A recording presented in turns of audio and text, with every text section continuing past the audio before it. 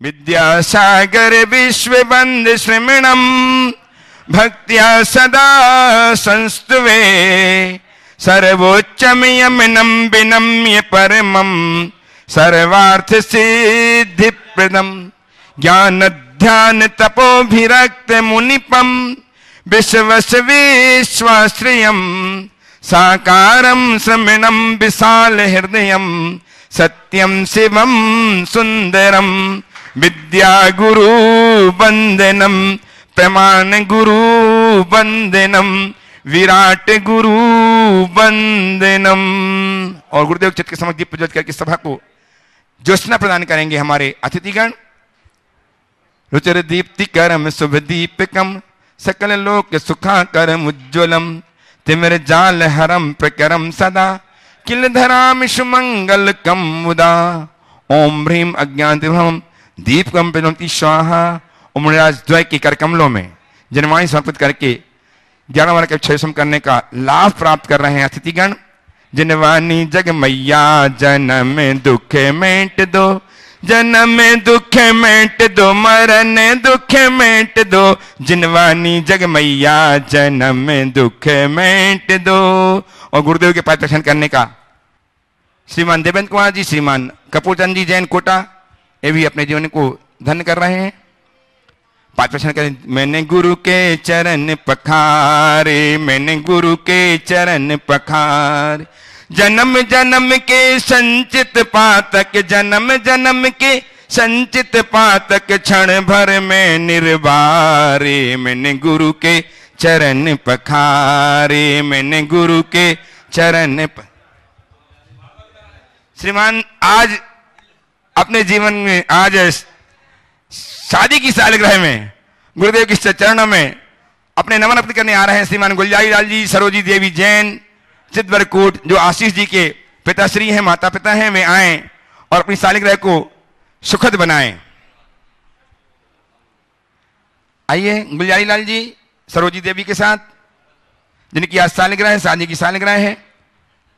गुरुदेव के श्रीवर के ट्रस्टी श्रीमान विमल जी जैन, राजेंद्र कुमार जी जैन, महेंद्र कुमार जैन आए श्रीफल का आशीर्वाद प्राप्त कर जीवन को धन्य करें। सिद्धवर के ट्रस्टी बाबूलाल जी भी आ जाएं, आ जाइए, आइए श्रीमान श्रीफल, इनके नाम पुकारे मैंने आ जाएं और आप लोग अपने स्थान में व्यवस्थित होते जाएं। भव्यजनों, आज हम पुनः एकत्र हैं गुरुदेव के श्री चरण में सिद्ध क्षेत्र सिद्धवरकूट में, जहाँ की आचार्य भगवान विद्यासागर जी महाराज के परम प्रभाव शिष्य मुंडराज द्वय प्रमाण सागर जी, विराट सागर जी हमारे समक्ष विराजमान हैं। मैं आप सबकी ओर से अपनी ओर से गुरुदेव के श्री चरणों में नमन अर्पित करते हुए सब निवेदन करता हूं कि गुरुदेव आज पुनः हम ज्ञान पिपासा को लेकर आपके श्री चरण में आए हुए हैं। आप हमें अपना दिव्य प्रदान करके हमारे जीवन को धन्य कर कृत करें, कृतार्थ करें। नमोस्तु तुम्हारा श्री, नमोस्तु तुम्हारा श्री, नमोस्तु तुम्हारा श्री। चलिए शांति के साथ।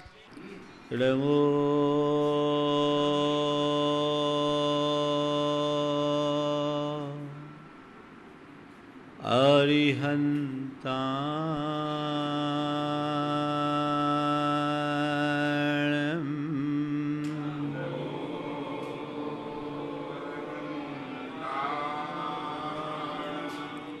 रमो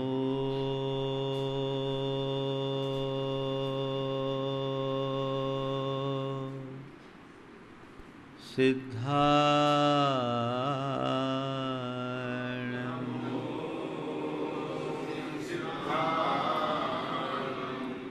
रमो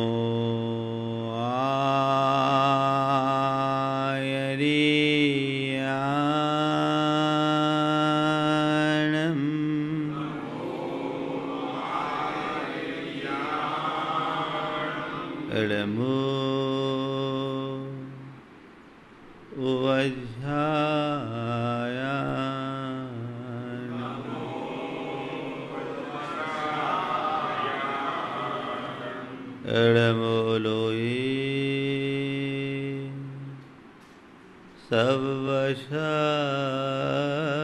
सर्वशाहुनम्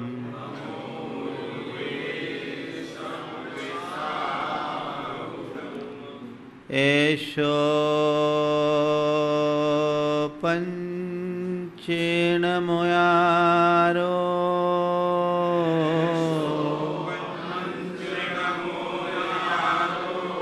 सवपावपणाशिनो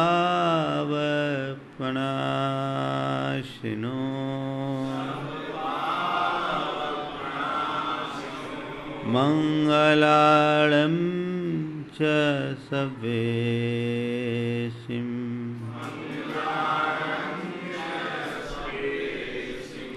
पढ़ेमं हो मंगलम।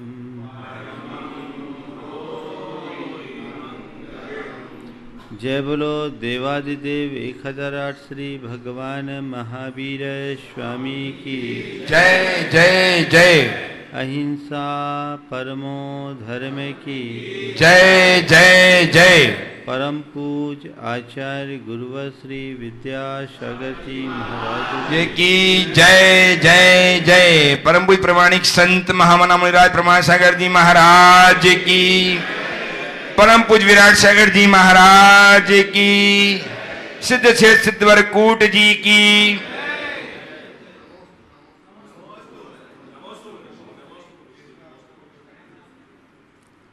विगत दिनों हमने लगातार 7 दिनों तक 7 तत्वों पर विवेचन सुना।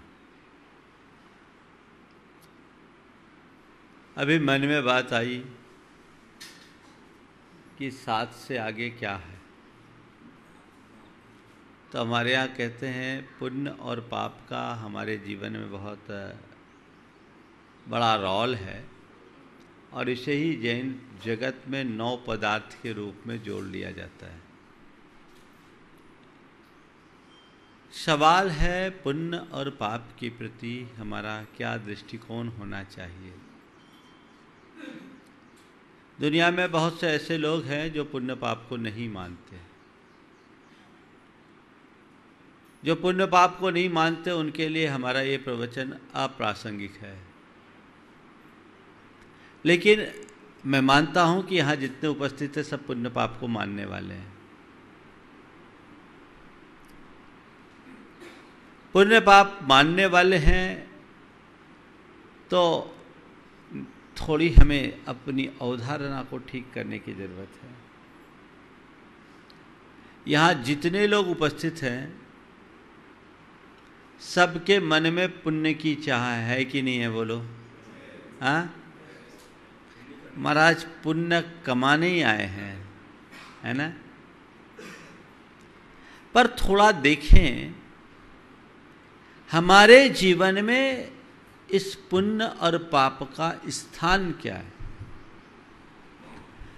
आज से मैं इसी की चर्चा आप सबके बीच प्रारंभ करने जा रहा हूं। ये बात सच है कि हमारा जीवन पूरी तरह पुण्य पाप से प्रभावित है, लेकिन ये बात भी समझना चाहिए कि हमारी आत्मा पुण्य पाप से ऊपर है। जब तक हम पुण्य पाप में लगे रहेंगे आत्मा में डूब नहीं सकते। आत्मा की उपलब्धि के लिए पुण्य पाप से ऊपर उठना जरूरी है। ये जीवन की एक बहुत बड़ी सच्चाई है। लेकिन हमारा सारा व्यवहारिक जीवन पुण्य और पाप पर ही निर्भर करता है, उसी से नियंत्रित होता है। पुण्य और पाप, सामान्य रूप से हम इन दोनों शब्दों से बहुत परिचित हैं। लोग इनका अर्थ भी अपने अपने तरीके से लगाते हैं, पर पहले आज हम उनके अर्थ को समझें, उनके स्वरूप को समझें और उसके बाद आज कुछ ऐसी बातें आप सबके बीच में रखूँगा जो इस विषय में हमारे अवधारणा को ठीक करने के लिए जरूरी है। सामान्य रूप से हम आपसे पूछे पुण्य किसे कहते तो आप क्या कहोगे? किसका नाम पुण्य है? तुम्हारी नज़र में पुण्य का मतलब क्या है? बोलो। हाँ, अच्छे काम करने का नाम पुण्य है। ये तो पुण्य की क्रिया है। पुण्य अभी बड़ा पुण्योदय चल रहा है, आप लोग कहते हो। अभी पापोदय आ गया कहते हो। किसका, कब तुम कहते हो कि अभी पुण्योदय और कब पापोदय कहते हो? कर्म तो दिखते नहीं। सही मायने में बताऊं, जब तुम्हारे जीवन में अपर सर्किट रहता है तो तुम कहते हो पुण्य चल रहा है, और जब लोअर सर्किट आ जाता है तो कहते हो कि पाप चल रहा है ना। जब सब कुछ ठीक ठाक दिखता है तब तक तुम समझते हो कि अभी पुण्य है, और जब गड़बड़ होने लगता है तो समझते हो हे भगवान पाप कहाँ से आ गया, है ना। चलिए इस परिभाषा को मैं कुछ देर आप सबके साथ रखता हूँ और अपनी सहमति प्रकट करता हूँ। इस व्याख्या के अनुसार जब ठीक ठाक चले वो पुण्य और गड़बड़ हो वो पाप, यानी जो हमारे जीवन को ठीक ठाक बनाए वो पुण्य और जो जीवन में गड़बड़ी पैदा करे वो पाप। इस लाइन को ध्यान में रखना। क्या? जो जीवन को ठीक ठाक बनाए वो पुण्य और जो जीवन में गड़बड़ी करे उसका नाम पाप। तुम लोग बाहरी अनुकूलताओं और बाहरी प्रतिकूलताओं को पुण्य पाप से जोड़ते हो। मेरी दृष्टि भीतरी अनुकूलता और भीतरी प्रतिकूलता से जुड़ी है। बाहर की अनुकूलताओं के प्रति तुम 24 घंटे चौकन्ने रहते हो, पर वो पुण्य एक दिन पाप में परिवर्तित हो जाता है, कोई भरोसा नहीं। बहुतों का होता है। तुम्हारे साथ जब सब ठीक ठाक रहता है तब तो भगवान को भी भूल जाते हो। भूलते हो कि नहीं? आप लोग भगवान से कहते हो जब कोई नहीं आता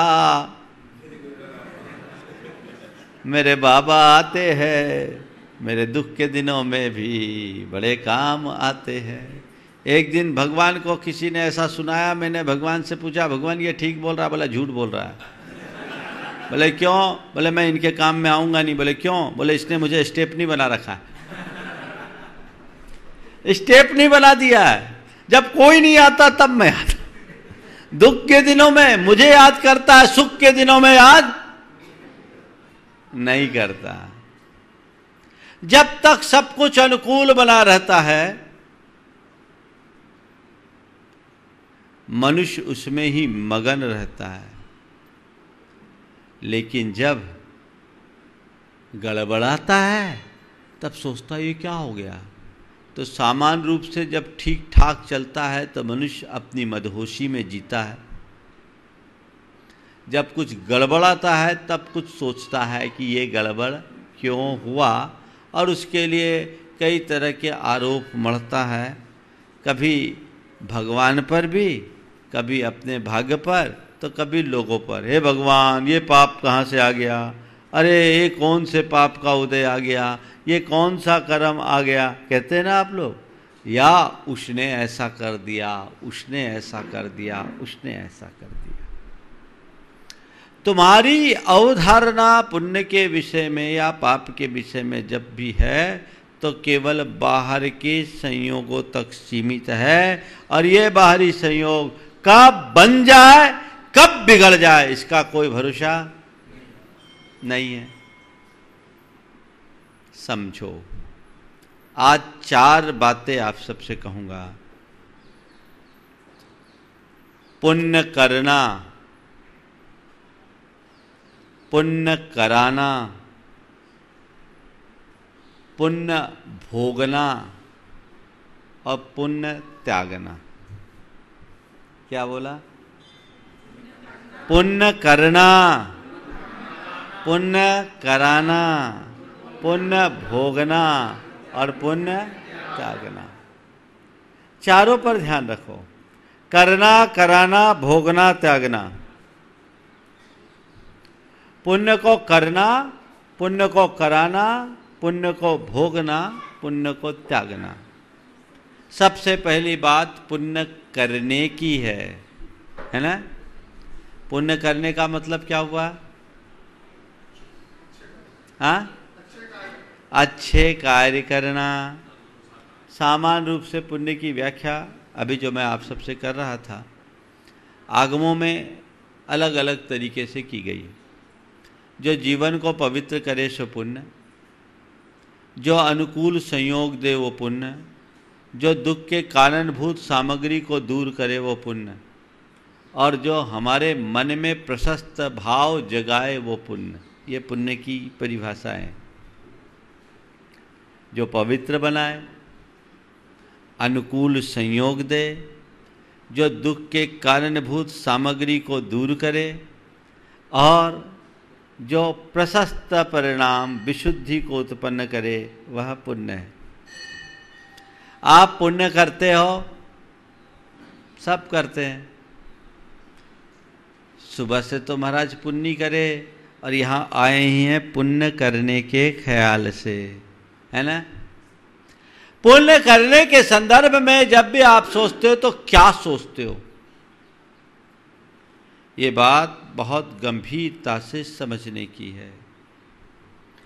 आप लोगों के मन में एक बात बैठी है कि सुबह से जाकर भगवान की चरणों में पूजा अर्चा कर लो, कुछ दान दक्षिणा दे दो, कुछ व्रत उपवास कर दो, कुछ त्याग तपस्या कर लो, पुण्य हो गया, है ना। यही सोचते हो। निश्चयतः इससे पुण्य होता, मैं इंकार नहीं करता। पुण्य तुमने कर लिया, पुण्य तुमने कमा लिया, लेकिन बाहर निकल करके क्या करते हो, बोलो। मंदिर में 2 घंटे तुमने पुण्य कमाया और बाहर आकर क्या किया, क्या किया। जैसे भाव तुम्हारे मंदिर में होते हैं, जैसे भाव तुम्हारे प्रवचन और सत्संग में होते हैं, वो भाव बाहर आने के बाद टिकते हैं, कहां गायब हो जाते हैं, कोई पता। तुमने पुण्य कमाया और बाहर आकर गंवाया, क्या किया, पाप। क्या किया, पाप। और ये चल रहा है अनादि से, अनादि से चल रहा है। एक बार किसी ने मुझसे कहा, महाराज पुण्य करने के लिए धर्म करना चाहिए कि नहीं करना चाहिए। मैंने कहा नहीं करना चाहिए। पुण्य करने के लिए धर्म करना चाहिए कि नहीं करना चाहिए। मैंने कहा नहीं करना चाहिए। सामने वाले को आश्चर्य, आचार्य विद्यासागर का शिष्य प्रमाण सागर जी जैसे साधु ऐसे बोल रहे, महाराज पुण्य नहीं करना चाहिए। बोले नहीं, पुण्य करने के लिए धर्म नहीं करना चाहिए। बोले महाराज फिर धर्म क्यों करना चाहिए। मैंने कहा जीवन को पुण्य बनाने के लिए करना चाहिए। क्या करने के लिए, पुण्य कमाने के लिए धर्म करने वालों की लाइन लगी है। जिस दिन तुम पुण्य बनाने के लिए धर्म करने लगोगे, तुम्हारे आगे लाइन लगने लगेगी। जीवन को पुण्य बनाओ,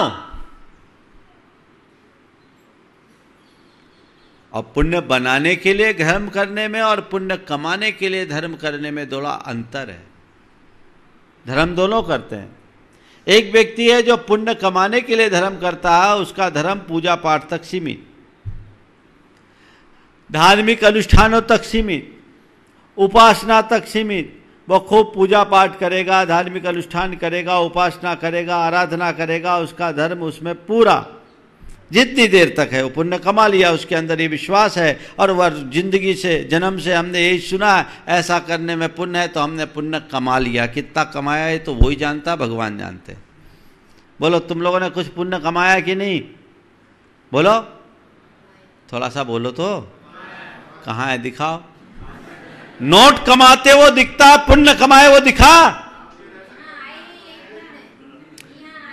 भैया कहाँ है, दिखाओ तो मुझे, समझना। अभी बहुत गहराई में ले जाऊंगा। पुण्य कमाने के लिए धर्म तुम करते हो, कहां कमाया हुआ पुण्य दिखा तुम्हें पुण्य। अभी आगे आएगा, अभी आएगा, अभी थोड़ा समझो। तुम जिस पुण्य कमाने के लिए धर्म करते हो, उनका धर्म यही है कि धार्मिक क्रियाओं को कर लो, पुण्य हमने कमा लिया। एक मान्यता हमने बना रखी है। मानता हूँ इससे पुण्य अर्जित होता है, लेकिन मैंने पुण्य कितना कमाया इसकी कसौटी तुम्हारे पास है? नहीं है, नहीं है ना? कितना पुण्य कमाया, पुण्य को भोगने की कसौटी तुम्हारे पास है, पुण्य को कमाने की कसौटी पता है कितना पुण्य कमाया? आज वो कसौटी दूंगा, अभी थोड़ी देर रुको। अब पुण्य बनाने के लिए धर्म करने वाला वो क्या करेगा? जीवन को ठीक ठाक बनाने का उपक्रम करेगा। अभी थोड़ी देर पहले आप लोगों ने एक परिभाषा बनाई थी, जिससे जीवन में सब ठीक ठाक बना रहे वो पुण्य। जिससे जीवन में सब ठीक ठाक बना रहे वो पुण्य। मैं इसी वाक्य को सुधारता हूं, जो जीवन को ठीक ठाक बना दे वो पुण्य। क्या बोला? समझ गए? तो जीवन को पुण्य बनाओ, यानी जीवन को ठीक ठाक करो। तो पुण्य बनाने के लिए धर्म करने का मतलब अपने आचार, विचार और व्यवहार में संयम रखते हुए पवित्रता लाना। उस पर तुम्हारा कितना ध्यान है?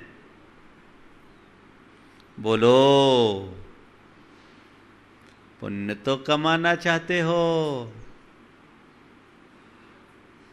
तुम्हारा ध्यान जितना पुण्य की क्रिया में है, पुण्य की क्रिया पर तुम्हारा जितना ध्यान है, पुण्य के परिणाम पर तुम्हारा ध्यान है, पुण्य भावों पर तुम्हारा ध्यान है। पुण्य भाव का मतलब पवित्र भाव, भाव विशुद्धि, इस पर तुम्हारा कितना ध्यान है? बोलो।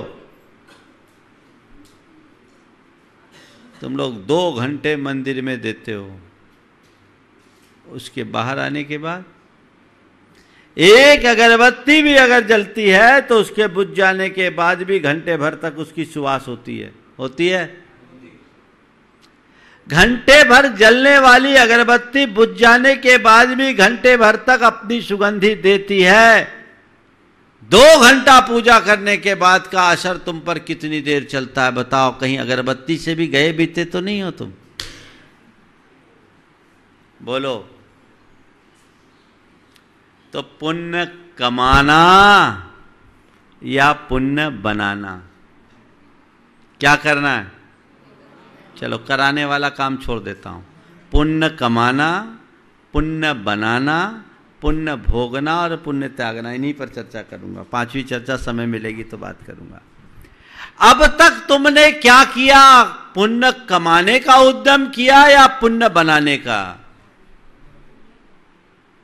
क्या? ध्यान रखना, पुण्य कमाने का उद्यम करके तुम कितना पुण्य कमाओ इसका कोई भरोसा नहीं, लेकिन पुण्य बनाने का उपक्रम करोगे तो तुम्हारे यहां पुण्य की बौछार आएगी, इसमें कोई संशय नहीं। आज से क्या करोगे? अपना धंधा चेंज करोगे कि वही रखोगे? महाराज, अभी तक मैंने पुण्य कमाने का धंधा किया, अब मैन्युफैक्चरिंग में आई। पुण्य बनाने का उपक्रम करेंगे। क्या करना है? क्या करना है? और पुण्य बनाने के लिए क्या करना है? अपने जीवन को ठीक ठाक बनाए रखना है, उसकी लाइन और लेंथ को मेंटेन करना है, कहीं अलाइनमेंट गड़बड़ नहीं होने देना है, जीवन में एक लय और अनुशासन उत्पन्न करना है। वो उपक्रम करो, जीवन ऊंचा उठेगा। अध्यात्म हमें यही रास्ता बताता है, और वो तब होगा जब तुम्हारा अज्ञान नष्ट होगा, तुम्हें अपनी आत्मा का बोध होगा, तुम्हें तुम्हारे स्वरूप का ज्ञान होगा, तुम्हें तुम्हारी आत्मा की पहचान होगी। ये संसार है, संयोग वियोग लगा हुआ है। जीवन के उतार चढ़ाव में मुझे ठहराव रखना है।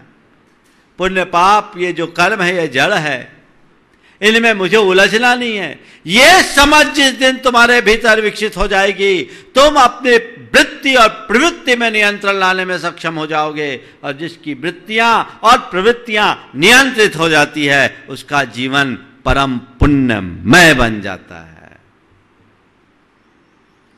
शास्त्रों में, कर्म सिद्धांत के ग्रंथों में दो प्रकार के जीवों की चर्चा है, एक पुण्य जीव और एक पाप जीव। मिथ्या दृष्टि को पाप जीव और सम्यक दृष्टि को पुण्य जीव कहा है। यानी क्या हुआ? जिसकी दृष्टि गलत, जिसका आचरण गलत, जिसके विचार गलत, जिसका ज्ञान गलत, जिसका व्यवहार गलत, उल्टा हुआ सब पापी। और जिसका आचार विचार व्यवहार अच्छा पवित्र, वो पुण्यात्मा, वो जीव ही पुण्य। तो अनादि से तू पाप जीव बना हुआ है, पुण्य जीव बन। एक बात और बताऊं, पुण्य जीवी फिर भी बन गया, पुण्य जीव नहीं बन पाया। पुण्य जीवी और पुण्य जीव में अंतर है। पुण्य जीवी कौन? जो पुण्य को भोगते हुए अपनी जिंदगी जिए, वो बहुत बड़ी बात नहीं है। अज्ञानी भी खूब पुण्य को भोगते हैं, पर पुण्य जीव बनो, अपने आप को पुण्य बनाओ, अपने जीवन में पवित्रता घटाओ, तो वो तुम्हारे जीवन की उपलब्धि बनेगी। संसार के आवागमन के चक्र से ऊपर उठना चाहते हो तो अपने अंदर एक बदलाव लाओ। ठानो अब तक मैं पाप जीव था, अब पुण्य जीव बनना है। मुझे अपने जीवन को पुण्य बनाना है, सब कुछ ठीक ठाक रखना है।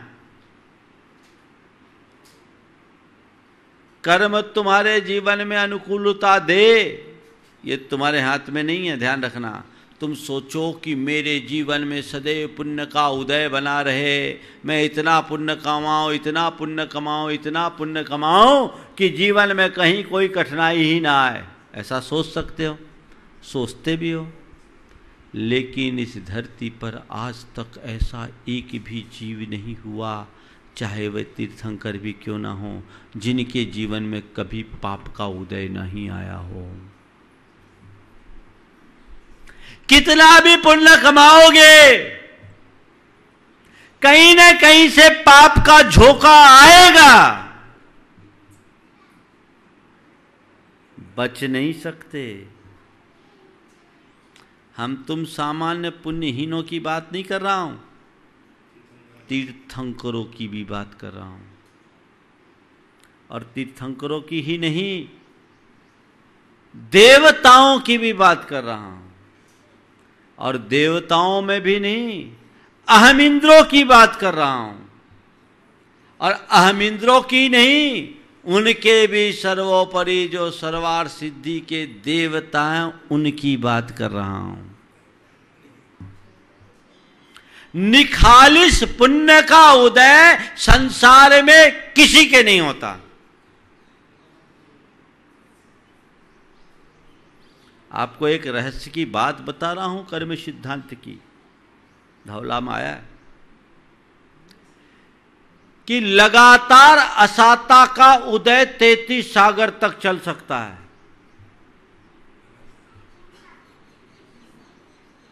लगातार असाता यानी पाप का उदय 33 सागर तक, कहां? नरकों में। लेकिन साता का उदय 6 महीने से ज्यादा नहीं टिकता। कितनी देर? 6 महीने के बाद एक समय के लिए ही सही असाता आएगी। हाँ, यही तो बोल रहा हूं, बहुत पुण्य पुण्य पुण्य, भरोसे का नहीं है पुण्य। पुण्य पर भरोसा करने वाले फेल होते हैं, और आत्मा पर भरोसा करने वालों की जीत होती है। तो तुम पुण्य कमाओगे, वो पुण्य तुम्हें धोखा दे सकता है, लेकिन पुण्य बनाओगे तो हर स्थिति में अपने आप में स्थिरता रख लोगे। बात समझ में आ रही है? बोलो, है ना? आज महाराज को हो क्या गया? आज तो महाराज अलग रंग में रंग है। अरे महाराज तो अपने ही रंग में रंगे हैं हमेशा, जो है सो है। लेकिन दृष्टिकोण सही रखो। मैं कहता हूं पुण्य की क्रियाएं करो, नहीं करो ऐसा नहीं कहता हूं, पर पुण्य कमाने के लिए नहीं, जीवन को पुण्य बनाने के लिए। पुण्य कमाने के लिए धर्म करने वालों का विश्वास पुण्य पर होता है, भरोसा पुण्य पर होता है, डर पाप से होता है। लेकिन पुण्य बनाने वालों का विश्वास अपनी आत्मा पर होता है, और जिसका अपनी आत्मा पर विश्वास है वो जीवन में आए हुए बड़े बड़े आघातों को भी सहजता से झेलने में समर्थ हो जाता है।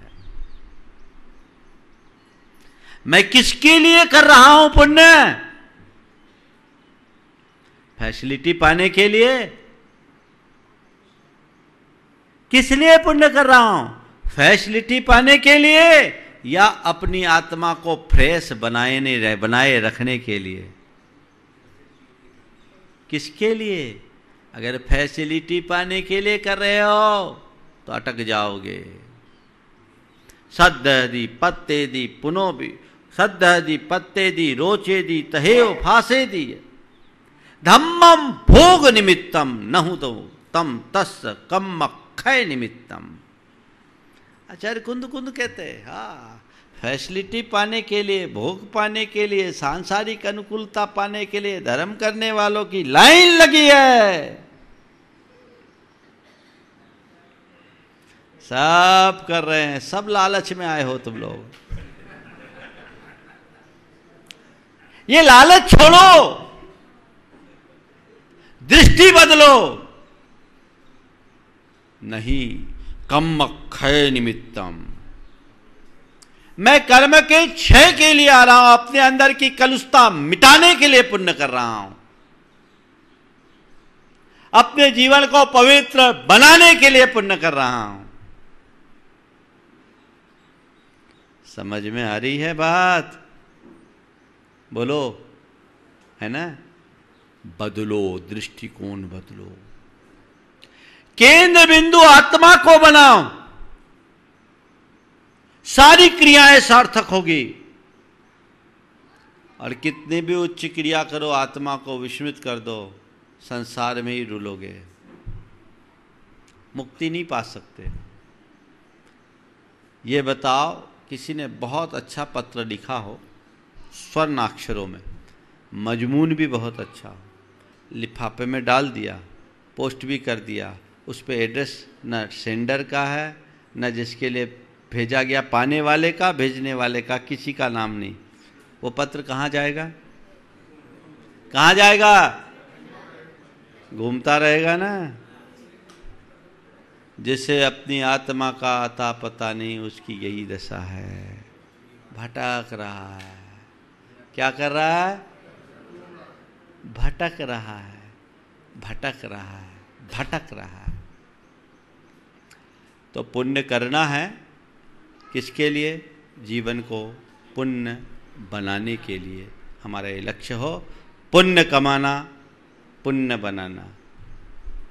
कमाने का मना नहीं कर रहा हूं, लेकिन बनाने को ध्यान में रखकर करो, कमाई तो अपने आप होगी। मैंने एक वाक्य कहा था, लोग पुण्य कमाने के लिए लाइन में लगे हैं, पुण्य बना लो तुम्हारे आगे लाइन लगेगी। बोला, इस वाक्य को अपने हृदय में अंकित करो। आज आप किनके पीछे भागते हो? जिनका आचरण पवित्र होता उनके पीछे, या जो रुतबेबाज होता उनके पीछे? जिसका आचरण अच्छा है, जिसके जीवन में पवित्रता है, जिसके जीवन में सच्चाई है, सदाचार है, सारी जगत में उसकी पूजा होती है। हाँ, पुण्य प्रभाव दिला सकता है। पूज्यता तो मनुष्य का चरित्र ही देता है। पुण्यशाली लोगों का प्रभाव होगा, रुतबा होगा, हजारों की भीड़, ग्लैमर की दुनिया हो सकती है, लेकिन कब तक? चढ़ता सूरज है जब तक तब तक। ढलते सूरज को लोग प्रणाम भी नहीं करते, रोज हम देखते हैं, अनुभव करो। जब तक तुम्हारा दिनमान चढ़ा है लाइन लगे, और सूरज ढल जाए तो कोई नहीं पूछता, कोई नहीं पूछता, है ना। एक सेठ था, बड़ा प्रभावशाली था, उसका कुत्ता मरा। सेठ का कुत्ता मरा, सेठ ने दाह संस्कार बड़े ठाट बाट से किया, उसकी डोली उठाई, बैकुंठी निकाली, कुत्ते को बहुत चाहता था। हाँ, और कुत्ते की बैकुंठी निकाली, उसका दाह संस्कार किया। 10,000 लोग उसके दाह संस्कार में सम्मिलित हुए। सेठ का कुत्ता मरा, सेठ बड़ा प्रभावशाली था, रुतबेबाज था, 10,000 लोग उसके दाह संस्कार में सम्मिलित हुए।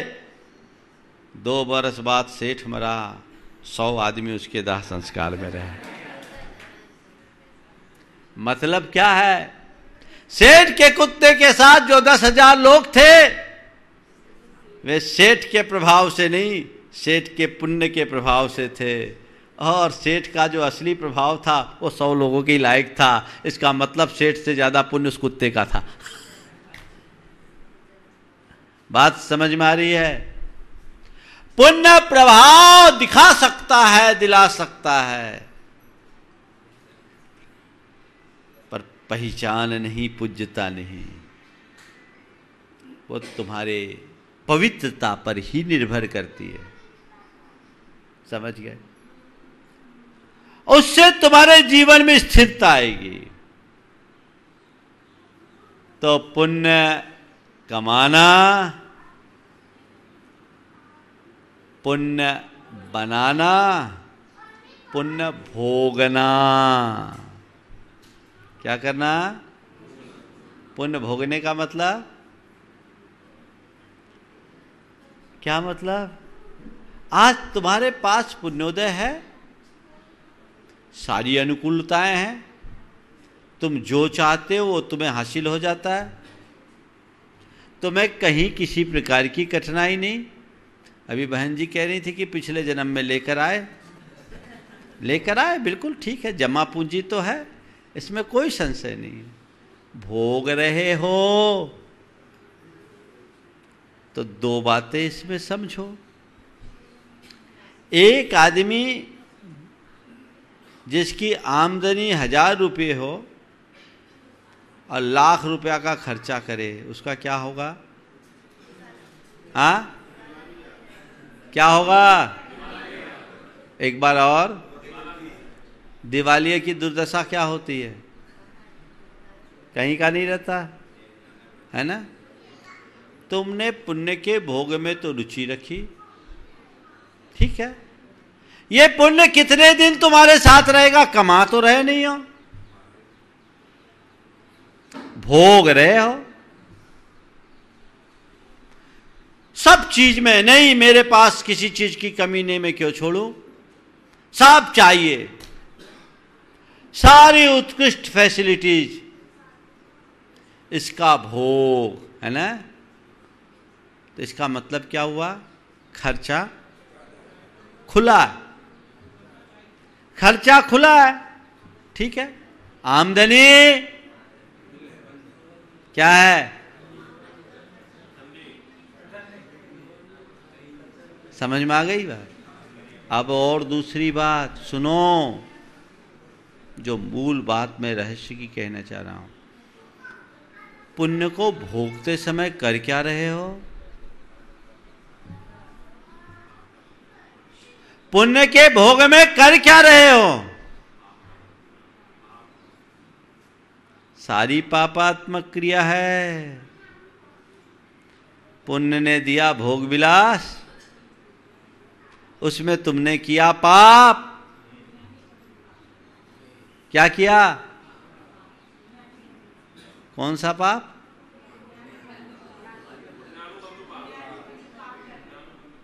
पुण्यानु माने वो पाप भी पुण्य बंधा रहा है।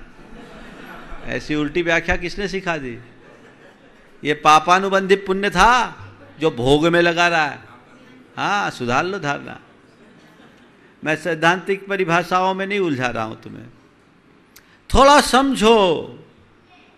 पुण्य का जितना भोग करोगे उतना पाप होगा। बोलो होता है कि नहीं?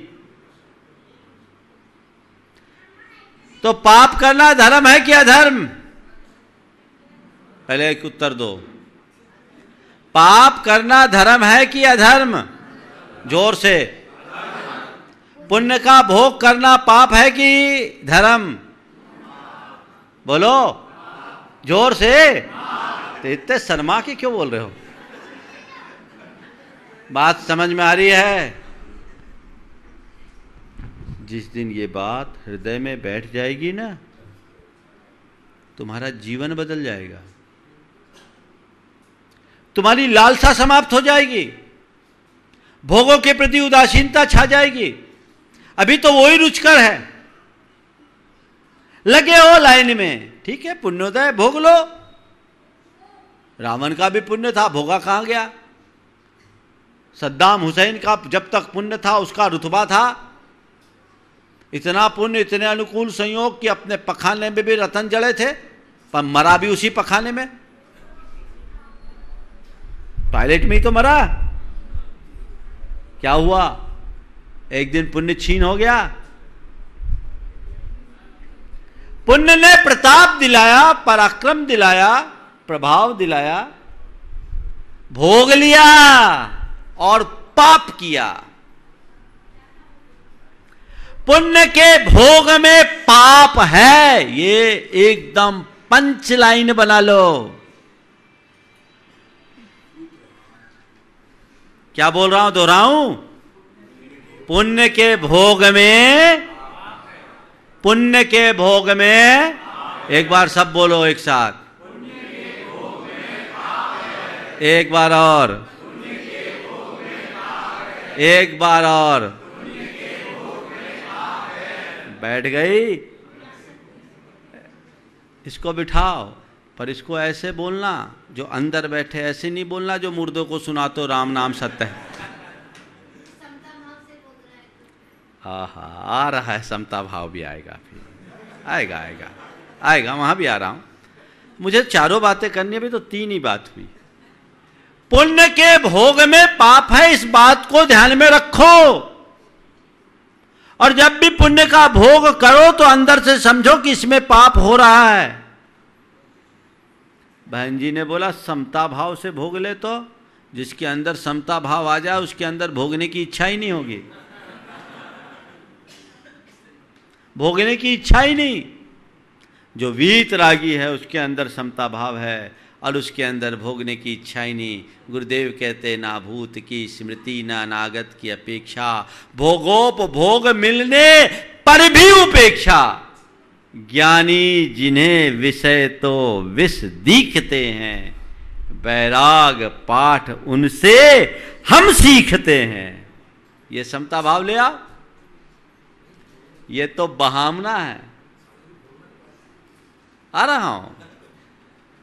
भोगोपभोग मिलने पर भी उपेक्षा। पुण्य का भोग तो अंततः पाप है, ये एकदम यथार्थ है। जो भी भोग रहे, भोगने की क्रिया है, पाप है। अब है पुण्य का त्याग। किसका त्याग? तो पुण्य का त्याग मतलब पुण्य की क्रिया का त्याग नहीं, पुण्य कर्म का त्याग नहीं, पुण्य के फल का त्याग। ये धर्म है। तुम्हारे जीवन में पुण्योदय है। जो जितना धर्मात्मा होगा वो उतना पुण्य अर्जित करता है और उसके जीवन में पुण्योदय आता है। तीर्थंकरों के जीवन में कितना पुण्य था। यहाँ दो दो चक्रवर्ती हुए, यहाँ से मोक्ष गए, हरिसेन और जयसेन। हालांकि प्रदीप जी इसको सुधरवाना है। आपकी पूजाओं में मघवा और एक दूसरे चक्रवर्ती का नाम है। हाँ, सनत कुमार, इसका प्रमाण ढूंढवाइए और इस बात को सत्यापित कीजिए कि हरिसेन और जयसेन यहाँ से मोक्ष गए और वो भगवान की प्रतिमा में कैसे लिखे गए। इसको खोजना चाहिए और पूजाओं में सुधारना चाहिए ताकि लोग उन्हें सुधारे। ऐसे चक्रवर्ती महान पुण्यशाली 2 चक्रवर्ती पुण्य को भोगे, कहाँ गए? मोक्ष गए। 2 चक्रवर्ती पुण्य को भोगने वाले कहाँ गए? कौन कौन थे? ब्रह्मदत्त और शुभोम। कहाँ गए? क्यों? पुण्य को भोगना पाप है। उदाहरण आ गया सामने। 2 चक्रवर्तियों ने पुण्य को भोगा, कहाँ गए? 7वें नरक। इधर उधर भी जगह नहीं मिली, 7वें ही गए ना। हाँ? शुभम 7वें गए और ब्रह्मदत्त चलो नरक गए। अब पुण्य को भोगने वाला नरक गया, अब बाकी चक्रवर्ती ने पुण्य का त्याग किया। जब दीक्षा लिए तो क्या छोड़ा उनने? घर छोड़ा, परिवार छोड़ा, वैभव छोड़ा, धन संपदा छोड़ी, मोह माया छोड़ा। ये क्या था? पुण्य के फल से प्राप्त साधन थे, उन्हें छोड़ा। कहां चले गए? कहां गए? तो मतलब क्या निकला? पुण्य का त्याग धर्म है। क्या है? पुण्य का त्याग धर्म है। क्रिया नहीं, फल की बात कर रहा हूं। अपने आप मेरा पुण्य का फल छूट जाएगा, दीक्षा लेने नहीं होंगे, कोई आएगा अपने कपड़े उतार देगा। पुण्य की क्रिया छोड़ने का उपदेश मैं नहीं दे रहा हूं, मैं तुमसे पुण्य का फल छुड़ाने की बात कर रहा हूं ताकि पाप से बचो। ये धर्म है। एक बार मैं बिहार कर रहा था, मेरे साथ बहुत सारे लोग चल रहे थे। एक ने हमसे पूछा, महाराज आप बिहार कर रहे हैं, हम लोग आपके साथ इतने लोग चल रहे हैं, ये आपके पुण्य का फल है या हमारे? सवाल किया। आप बिहार कर रहे हैं, आपके साथ इतने सैकड़ों लोग चल रहे हैं, ये आपके पुण्य का फल है या हमारे? मैंने कहा न मेरे पुण्य का फल न तुम्हारे पुण्य का फल, तुम अपना पुण्य फल छोड़ कर आए हो, उसका फल है। पुण्य के फल को त्यागे हो। तुम्हारे पास एयर कंडीशन की फैसिलिटीज है, घर परिवार में सारे सुख साधन हैं, लेकिन तुमने उसको त्याग दिया। गाड़ी साथ चल रही है और तुम पैदल चल रहे हो। पुण्य का त्याग किए हो, उसका फल है। समझ में आ रही है बात? पुण्य का त्याग करोगे तो धर्म होगा। जब भी धर्म के क्षेत्र में निकलना है, क्या करना पड़ेगा? पुण्य का त्याग। यानी लोग पुण्य की क्रिया त्यागने का उपदेश देते हैं, उनके उपदेश को मत सुनना। एक बार गुरुदेव से जब रत्नगढ़ सावकाचार्य पढ़ा रहे थे तो मैंने कहा, गुरुदेव कुछ लोग कहते हैं भगवान की पूजा हे बुद्धि से करनी चाहिए, कुछ लोग कहते हैं भगवान की पूजा हे बुद्धि से करना चाहिए। गुरुदेव ने कहा उनका उपदेश हे बुद्धि से सुनना चाहिए, उनका उपदेश हे बुद्धि से सुनना चाहिए। यह दृष्टिकोण बदल देना चाहिए। पुण्य का भोग कम से कम करो। मैंने सुना सरसेठ हुकुमचंद जी के बारे में, सुना है, पढ़ा है, देखा नहीं। प्रदीप जी आपको तो पता होगा, अपने जीवन के आखिरी दिनों में उनने क्या किया? धोती दुपट्टा में अपने चैत्यालय में रहे, चंदा प्रभु जिनालय में रहे, मंदिर में रहे। क्या किया था उनने? पुण्य का भोग की त्याग। उद्धार कर लिया अपनी आत्मा का, जान लिया कि ये जड़ पुण्य विश्वसनीय नहीं है, इनको भोगूंगा तो मैं दुर्गति का पात्र बनूंगा। उनको कोई कमी तो नहीं थी, वो कर भी सकते थे, कौन रोकने वाला था? ऐसा किसी के दबाव प्रभाव में किया या अपनी इच्छा से किया? जो सच्चा धर्मात्मा होता उसको पुण्य का फल हे दिखता है, पुण्य नहीं। पुण्य का फल हे दिखता है, वो उन्हें त्याज्य समझता है। वो जानता है ये 2 दिन की चमक है, कल क्या हो जाए कोई पता नहीं। इसलिए मुझे पुण्य को भोग कर अपने आप को पाप में अनुरक्त नहीं होना है, रखना है, बल्कि पुण्य का त्याग कर जीवन को पुण्य बनाने का उद्यम करना है। वो तर गए, कितना बड़ा पाठ दे करके गए। गृहस्थ होकर के भी साधु जैसा जीवन जिया उनने। तुम लोग क्या कर रहे हो? गुरुओं के पास भी आते हो तो वही आशीर्वाद चाहते हो कि महाराज सब ठीक ठाक बना रहे। ध्यान रखना, तुम्हारे जीवन में सब ठीक ठाक बना रहे ऐसा आशीर्वाद मेरे पास नहीं है। कम से कम मेरे पास तो नहीं है और महाराज के पास भी नहीं है। तुम्हारे जीवन में सब कुछ ठीक ठाक बना रहे ऐसा आशीर्वाद हम लोगों के पास नहीं है, पर तुम्हारा जीवन ठीक ठाक बना रहे ये आशीर्वाद हम हमेशा बांटते हैं। जीवन में ठीक ठाक बना रहे ये तुम्हारे हाथ में भी नहीं, मेरे हाथ में भी नहीं, पर जीवन ठीक ठाक बना रहे ये तुम्हारे हाथ में है। उसके लिए क्या करो?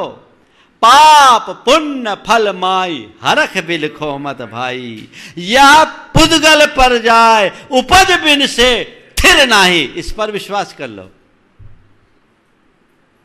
संसार के जो भी संयोग पाप पुण्य के फल है, इनमें हर्ष नहीं रखो, इनमें विषाद मत रखो। पाप का उदय आए तो बिलखो मत, और पुण्य का उदय आए तो फूलो मत। ये पुद्गल की पर्याय है, ये भरोसे की नहीं, अभी है, कब करवट बदल ले कोई पता नहीं। बस इतनी क्षमता रखो, जीवन ठीक ठाक रहेगा। पापोदय आया, अरे ठीक है बदल जाएगा।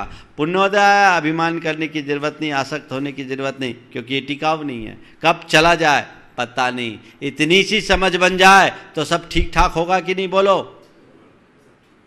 तो जीवन में ठीक ठाक रहे ऐसी प्रार्थना मत करो, जीवन ठीक ठाक बने ये भावना रखो, अपने आप ऊंचाई तक पहुंच जाओगे। प्रयास ये होना चाहिए, और यही सच्चा धर्मोपदेश है, यही मार्ग है। हम लालीपाप देना नहीं चाहते। बच्चा रोता है ना तो माँ का कुछ माताएं निप्पल देती है और कुछ माताएं अपना दूध पिलाती है। कौन सी माँ अच्छी है? पर कुछ माताएं ऐसी होती है जो अपने काम में उलझी रहती, कहते चलो निप्पल दे करके इसका मन बहला दो।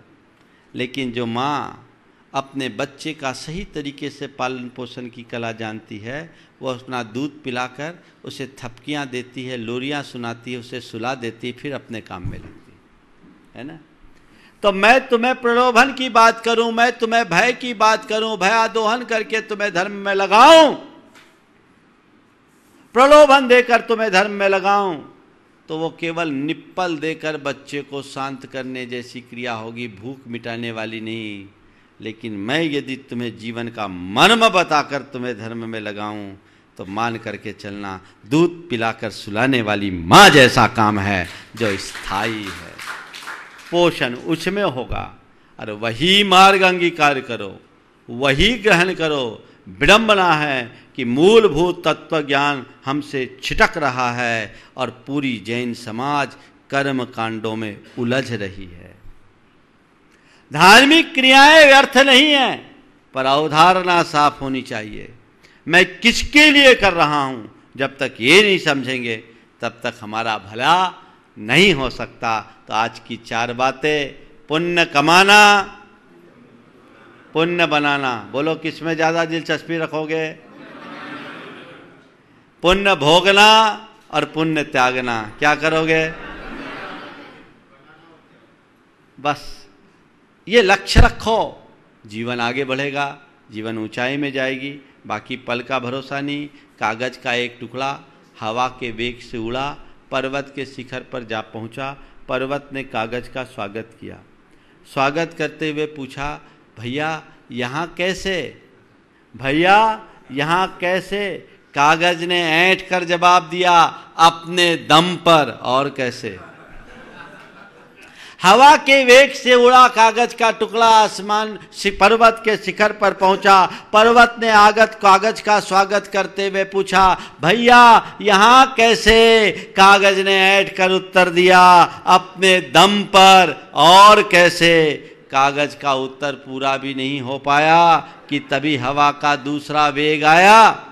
कागज का उत्तर पूरा भी नहीं हो पाया कि तभी हवा का दूसरा झोंका आया और अगले ही पल वो कागज गटर में जा समाया। बस यही तुम्हारी औकात है। पुण्य की अनुकूल आयु आती है, शिखर पर चढ़ा देती है, और पाप का झोंका आता है, गटर में गला देती है। बस इस सत्य को समझो और अपने जीवन को सही मार्ग पर लगाने की कोशिश करो। पुण्य पाप फल माही हरख बिलखो मत भाई, यह पुद्गल पर जाए उपज विनसो थिर नाही की उक्ति को चरितार्थ करे और अपने जीवन को आगे बढ़ाए। बंधुओं, कल शाम के शंका समाधान में जीवन को पुण्य बनाने वाले उपक्रम के अंतर्गत भावना योग के एक कार्यक्रम की चर्चा मैंने की थी कि इसकी समय पर आप सबको सूचना दूंगा। आज यहाँ की कमेटी भी आई हुई है। अभी उन लोगों से व्यवस्थाओं संबंधी सारी चर्चा करने के बाद आज शाम को उस कार्यक्रम की सारी विस्तृत रूपरेखा आप सब तक पहुंच जाएगी। बहुत सारे लोग निरंतर संपर्क करवा रहे हैं, पूछ रहे हैं, महाराज भावना योग का ये आयोजन कब हो, कब हो, कब हो। मुझे लगता है सिद्ध क्षेत्र की इस पावन धरा पर वो योग बहुत अच्छे से बनेगा और आने वाले दिनों में 3 दिवसीय आयोजन आप सबको लाभ मिलेगा। शाम को उस सब का आप सबको विधिवत उन सब के संकेत मिलेंगे। अभी महाराज श्री अपने मुखारबिंद से मंगल भावना का पाठ करेंगे, आप सभी दोहराएंगे। बोलिए परम पूज्य आचार्य गुरुवर श्री विद्यासागर जी महाराज। मंगल मंगल होय जगत में सब मंगलमय होय। मंगल मंगल होय जगत में सब मंगलमय हो। इस धरती के हर प्राणी का मन मंगलमय हो। इस धरती के हर प्राणी का मन मंगलमय हो। मंगलमय हो प्रात हमारा, रात सुमंगल हो। मंगलमय हो प्रात हमारा, रात सुमंगल हो। जीवन के हर पल हर क्षण की बात सुमंगल हो। जीवन के हर पल हर क्षण की बात सुमंगल हो। घर घर में मंगल छा जावे, जन जन मंगल होए। घर घर में मंगल छा जावे, जन जन मंगल हो। इस धरती का कण कण पावन औ मंगलमय हो। इस धरती का कण कण पावन औ मंगलमय हो। मंगल मंगल होए जगत में सब मंगलमय होए। मंगल मंगल होए जगत में सब मंगलमय हो। इस धरती के हर प्राणी का मन मंगलमय हो। इस धरती के हर प्राणी का मन मंगलमय हो। सब जग में मंगल बड़े, टरे अमंगल हे प्रमाण की भावना सब में हो सद्भाव। बोलिए आचार्य भगवंत गुरुवर श्री विद्यासागर जी महामुनिराज की जय जय जय। श्री प्रमाण सागर जी महाराज की जय जय जय। परम पूज्य विराट सागर जी महाराज की जय।